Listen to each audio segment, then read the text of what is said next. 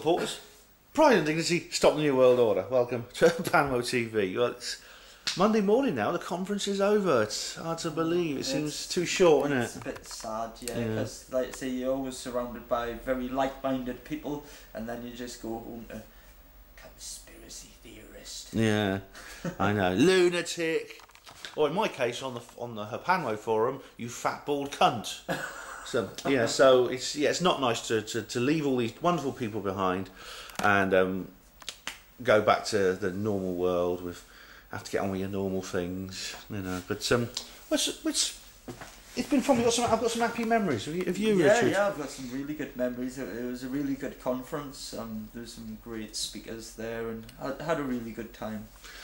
Oh, I really, I think it's hard to pick a favourite from them, but we've got to review the last of the speakers anyway. Now, Natasha Acimovic was doing her first ever Exopolitics conference. That, I think, is... Sorry, just one moment, sorry. So that is just my alarm clock going off at 9:13 for some reason. Yeah, that's this time we decided on. Yeah, you chose 9:13 for some reason. But now Natasha was talking about she was talking about how people who have contact with extraterrestrials have a kind of hybrid consciousness. It's not just about the theory of biological hybridizations. I think it's best summed up by the words of the title of Anne Andrews' book, Walking Between Worlds Belonging to None. Now, if you know a lot of these people, and as I do, you know, you spend a lot of time with them, they are unusual in that respect. Yeah, she was talking about detachment in themselves, like say the detached from the family, and they're also detached from the alien side because they feel like they don't fit in. They feel like when they're with the aliens, they might want to be there, but they miss their families, kind of thing. They miss the family life, and it's kind of vice versa with the situation. And yeah, I think that's kind of what she was hitting at. She also put on two video clips, which I think summed it up well as well. Two guys who've had head injuries. One of them just looks everywhere. You might be familiar with Russell Crowe's film A Beautiful Mind. Yeah, it's the biography of John Nash, who was schizophrenic. It was very similar to kind of that. He had a head injury, and now he sees everything he sees mathematics, but in patterns rather than numbers. He sees like geometry everywhere, Pythagorean theorems, absolutely everywhere he looks, and he comes up with this astonishing kind of geometrical artwork. And the other fella sees he couldn't play the guitar to save his life. Then he had a head injury. Now he's a master piano player without even approaching a piano beforehand. It's strange that, yeah. It's a massive change of personality from a head injury. I mean, in some cases, in the case of Jason Paget, the guy who became obsessed with geometry, he was mugged. He was beaten up on the street on his way home from a pub, and it happens to a lot of people. Some people survive, others don't. Some go back to normal, others sort of may, you know, become paralysed or something in their hand or something. But he developed this enormous, amazing. They call them savants. Savants. These people with amazing mental powers. A lot of them kind of makes you want to go out and get a head injury. But I know if it happened to me, I'd just end up like big dribbling down my face. And unfortunately, that's what most head injury victims end up like. So you have to be very lucky to be made into a savant from an encounter like that. But it's a lot of some of these savants have existing problems such as autism or schizophrenia. I mean, John Nash, the famous scientist who was part of that film, was. In that film, The Beautiful Mind, actually was a paranoid schizophrenic who suffered from paranoid delusions. I mean, most enlightened, brilliant people are a bit well, they seem a bit schizophrenic. There's a very certainly a bit temperamental, aren't they? There's an extremely blurry line between great genius and madness. You know, people say that about me actually. But I think Natasha raised some more very interesting. She kind of spoke about the individual kind of problems or uniqueness or phenomenon of ET contact. But I think what she said could apply to the culture as a whole. It's just talking, like I say, is from what the gist of what I got was it was about like this separation of a species. Yeah. Like I say, these abductees slash contactees, or even people who feel like they were born into hybridization. Yeah. They've got a sense of no belonging. Yeah, it makes it worse, the fact that the vast majority of experts, so-called, consider them mentally ill. Or well, this is alright, we don't understand it, so we're going to section you. Or as Chris French says, I think that's actually a load of bollocks. It's I think the point that came up in my mind listening to Natasha was that in a sense the awareness of extraterrestrial contact could have an enormous cultural impact on our planet, on humanity. You wouldn't even need disclosure as the Bassets and Greers and Dolans of this world define it. A mass awareness that ET contact is real in humanity would enormously change the way we look at ourselves. I mean, Nick Pope, to give him his, we slag him off and I take the piss out of him, but to give him his credit, he made this point. The awareness that there is life in the universe out there in the cosmos, in other dimensions, wherever, would change the way we see ourselves as humans, because we generally see ourselves as kind of the top of the heap in terms of biology, don't we? Yeah. As a species. We're the alpha species certainly on Earth. Well, I need to rephrase that. We think we're the alpha species on Earth. We don't know that for sure. We point to the Hitchhiker's Guide to the Galaxy, it was the mice. Oh, the mice, yeah. That's an interesting point. Yeah, that's an interesting point. Is that a lot of people would feel very uncomfortable with the idea of us being knocked off our throne. I wouldn't. I'd be quite happy to share this cosmos with another equally or even greater, more intelligent species. I'd be happy to welcome our alien overlords. On the planet. Without duress or anything like that, but like I said, I certainly don't think most of them would all be benevolent. I think some of them would have a malevolent agenda, and as they say, taking people from the beds in the middle of the night and experiment with people certainly isn't benevolent behaviour, but we consider ourselves benevolent, particularly like naturalists and stuff. But if you watch an episode of Attenborough or something, you see them like kind of wrestling the crocodile from the river, microchipping it and putting it back in. Like, is that what we're doing? We consider these people humane because they're looking out for kind of nature, they're preserving nature, but is that what they're doing to us? And yet we see that as inhumane. They're removing her from her beds in the middle of the night, they're doing anal probes we're putting her back where they found her, and wiping our memories, and we don't know anything about it. But this is what we do to species all over the planet all the time. Get them in a net, clip them round the ear, put them back where you found them, and God knows what's going through the kind of animals' heads. So does it detach the animal species from itself? Like let's say the seagull with all his friends going, you'll never fucking guess what happened to me last night. And go, whatever. So is there a detachment in animals when they get kind of abducted from their beds, if you like? Yeah. Is there detachment in their species with the species? There was one David Icke, on the David Icke headlines, they put up a cartoon of these sheep and a sheepdog and a shepherd, and one of the sheep is saying to the other, look, I swear that dog and that man, they work together. And the others are going, shut up, you crazy conspiracy theorists. Well, I think what it would do is, I think this is why some people actually play down animal intelligence. You get a lot of experts who somehow like to see humanity as separate from all the other animal kingdom, we're almost like a separate kingdom in a sense. And I think these people you often see, they'll play down things such as dogs that know when their owners are coming home. They'll play down whales and dolphins that rescue people from drowning. They'll play down the elephant that paints pictures because they feel uncomfortable with the idea that these creatures have consciousness, are close equals in those terms, if not our actual equals. And a lot of it I think is maybe down to shame, because if humanity has treated the animal kingdom, our fellow creatures, pretty badly when you consider slaughterhouses, circuses, laboratories. We want to build a supermarket here. right, we're going to have to evict all these animals off the land. Right, okay, move on. Yeah. Tarmac.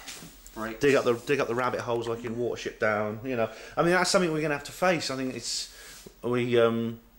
we'll have to sort of like face up to that, and I think that makes people feel uncomfortable. But it means it's things such as, right, I mean, Natasha, she said that she's actually has Polish roots. Her parents are Polish, but she was born in Britain, even though she's has a Polish background. So she speaks English as well as anybody else, you know. And I can share that in a way. It's because I come from Wales originally. I'm from West Wales. I live in Oxford, England. My mother was a Dutch woman, so I'm quite a mixture myself. Now, I suppose the thing is, if it turned out that we were actually part of something greater. I mean, for instance, when the Chinese first... the Chinese people, before they had contact with the West, thought that China was basically took up 3/4 of the world. There were just a few other little bits and pieces around it. Then the people, the explorers from the West, like the various people like Captain Cook and people like that, showed them Vasco da Gama and people like that, showed them a map of the world. They realised China was a big country on the map. It was still very small compared to the rest of the world. It shocked them, and they said that from that moment they saw that, their world had changed forever. Now, our world will change forever the moment we have any awareness, even without this formal disclosure. Yeah. The moment we have in awareness is a mass awareness that we're not alone. Yeah, because I mean, it will change forever. Our whole attitude will change forever. Some people speculate, you know, that we've had disclosure. You know, I mean, the Phoenix Lights, for instance. I mean, wasn't that disclosure an unidentified flying object virtually the size of Phoenix? Like, what was it, like a kilometre, 2 kilometres wide?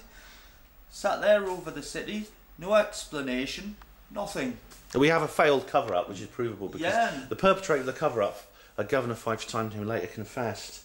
And that's what I mean. And there's the Stephenville, Texas. That's where another massive UFO was seen by loads of people. Not to mention all the mass sightings in Mexico that they have. Was it the Kumberger's case in Turkey, where, you know, there's quite clearly a UFO sitting there. So I mean, in many ways, I think we've had disclosure already. You know, it's a case of what are the. I think it's a case. No, if it's not a case of are they there, it's a case of they are there. What are they? Yeah. You know, it's like. And I suppose if that awareness arose, it would make the way we see, for instance, ourselves as humans would change, and it would change our sense of patriotism as well. For instance, I think national identity would probably be decreased in importance. I mean, it would be, you know, I mean, I personally, I'm not a nationalist of any sort, but I mean, if I have any national identity, I'm a child of Wales. Yeah, I come from Wales. I like to think of myself as a Welshman. My mother was Dutch. I'm half Dutch. But I mean, if it turned out that mass consciousness accepted the presence of ET civilizations, then it would ring a bit hollow to say I'm a British nationalist or something. It'd be like saying I'm a nationalist from Newton Abbot. I'm a Newton Abbotist, or I'm a Rutlandist. Wow. Yeah, or we're part of the Greater Federation of Cambridgeshire, but I'm a Rutlandist. And it would begin to sound like that. I mean, so it'd take away a lot of meaning for it. Like it would take down barriers that I think's actually held we're back for the last. Well, it would be quite. 100 or so years. Well, nationalism has been enormously destructive over the years, isn't it? I mean, it's. This is the big secret. And it's been I mean, nationalism has been a favourite tool that the Illuminati use to control us, I should add. Well, nationalism creates an air of divide and conquer, doesn't it? Yeah. Going, we're English, we're Scottish, right? We're gonna fight you because you don't believe in what we believe in. Absolutely absurd. Like I say, we're being spiritually bound down, gagged, and shut up for the last 2,000 or so years. It's like we can't even define ourselves as a species because we don't know what we're capable of. Well, we might have to start thinking of ourselves, you know, if there is any sense of kind of feeling or patriotic feeling, it might have to change to being earthists and humanists. Humanists? Well, a humanist, the concept of humanism already exists, but it'll be a very, very different definition to the one which Carl Miller and Jamie Bartlett sort of go along to, and Chris French and Stephen Law, it would be a sense of well, our sense of belonging would be our species.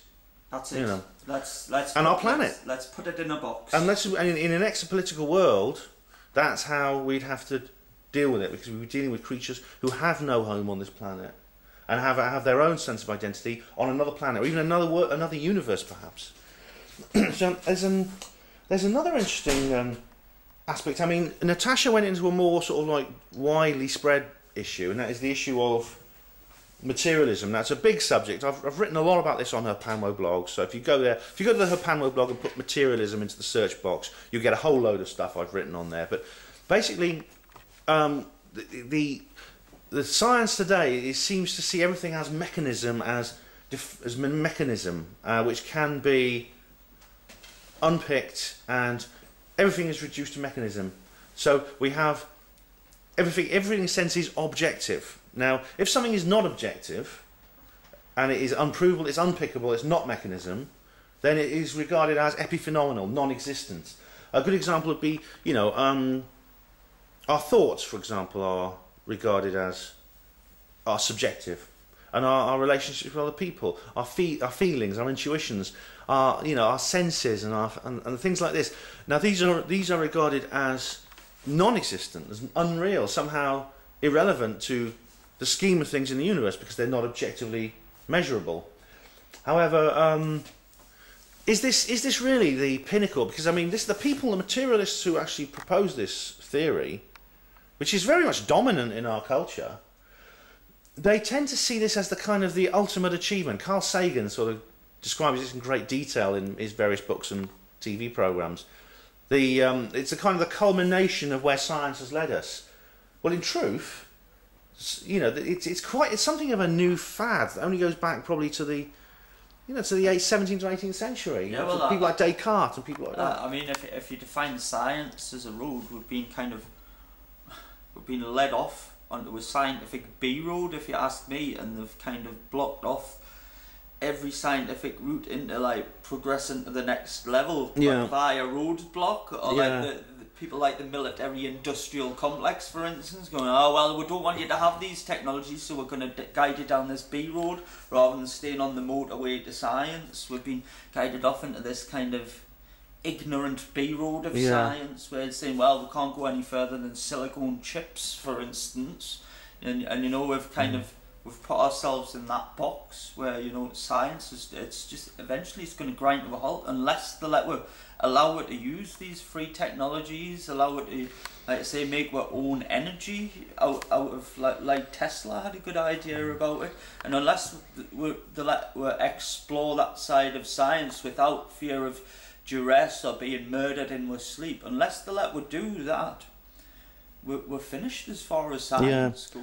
Well, I think the idea is there is scientific suppression. I think adds to this adds to the case. I mean, it's a big. We haven't really got time to go into great detail, but you know, basically, I think what you're talking about certainly adds to the idea that modern science is actually not the culmination of some great process, as Carl Sagan sees it. We've kind of, to use your analogy of the road, it's more like a twisting, turning kind of sort of like. Resident of with lots of cul-de-sacs and lots of bends and lots of closes, and we've gone down a particular route, which is not the destination. It's just one particular route on the map, and it seems to be, it's actually a very much a cultural phenomenon. It's very much a fad. Now, I tell you what, look at my review of Richard Dawkins' book, The God Delusion, because that's a very, very well-known review. It's actually one of the most widely read reviews of the book there is, and even David Colquhoun has read it. So if he's read it, probably Richard Dawkins himself has. But that gives you a lot of insight into what we're talking about. But Brian Goodwin, who's a scientist from the Schumacher College, puts it very well. He says, you know, since the Renaissance, we've had this cultural split between what is objective and what is subjective, and it. You know, as I've just explained, but he said, to have these things that are regarded as epiphenomenal, these subjective elements, to have those things denied is to enter into a serious pathology, because we live our lives primarily in that subjective world. our relationships, our intuitions, our spirituality. It's not measurable, it's not provable, but to have those things denied is to enter into a pathology, and it needs to be healed. And he made the point that if to heal this split, you wouldn't need to lose anything of value. You would, you'd retain science, you retain reductionism, you retain all these things. It would just expand itself to allow itself to heal these splits and these pathologies generated by its own limitations. Yeah, well, I think science and philosophy seem like, when you read in kind of about the Egyptians, the Sumerians, science and philosophy seem to go hand in hand, but nowadays they seem to have broken up and went their separate ways, and I think this is part of the problem, that science and philosophy should remain hand in hand, if you like, rather than kind of antagonistic and separate, and they need to come together again more, because I feel they've been ripped apart at the seams. Well, and that's one's definitely went true. One way and one's went the other way. Well, we were talking last night about the Council of Nicaea and how when basically religion was codified into the forms it is today. It's funny to think, the Enlightenment of the 17th century was not the first one. Right, it wasn't a culmination of ignorance and then we suddenly had this enlightenment. There was another enlightenment 1,000 years earlier in the Middle East, and you can see books written at that time from the Baghdad University on science, on astronomy, on mathematics, on medicine, on philosophy, on Gnostic religion, on all these things, and this is where Sufi Islam comes out of. Well, the Assyrians and the Egyptians, for instance, definitely had like a kind of high-tech civilization that we've just absolutely forgotten about. But like I say, they had philosophy and science pretty much hand in hand. Yeah, well, I think that's what it seems when I read the stuff. I mean, I might be a bit wide of the mark there, but I mean that's you're right. That's certainly how it seems. This was a fundamental difference between their culture, their enlightenment, and the one we have now. But I think, Richard, we're going to have to get on. Yeah. I'll tell you what, we'll take a little break and be back in a moment. Okay.